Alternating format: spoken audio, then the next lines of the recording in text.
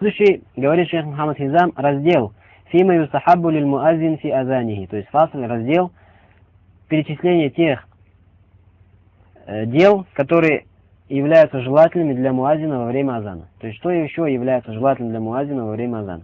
Первое из этого, аулян, во-первых, истихбалюль кибля, повернуться в сторону киблы. То есть, когда ты даешь азан, желательно тебе повернуться в сторону киблы, а не отворачиваться от нее спиной. Понятно ли? То есть не наоборот даешь азан, а в сторону киблы даешь азан, когда его даешь. Кали ибн аль-Мунзир фил аусад, говорит ибн аль-Мунзир, аджма ахлюль илм, сошлись на единогласном мнении все обладатели знания, аля анна минас сунна, то, что сунна является ан тустакбаль аль-кибля фил азан, то, чтобы человек поворачивался в сторону киблы во время азана.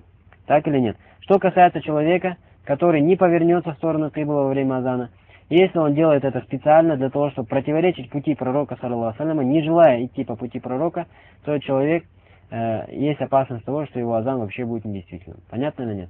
Если он вообще, есть опасность вообще то, что он противоречит своим делом пути пророка, саллаллаху алейхи, намеренно говоря, я не хочу делать по пути пророка, хочу наоборот сделать. Так?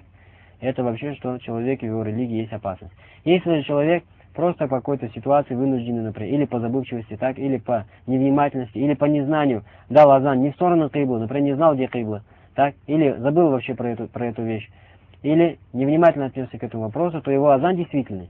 То есть это является всего лишь желательным в азане. Понятно, да? То есть не является условием для действительности азана.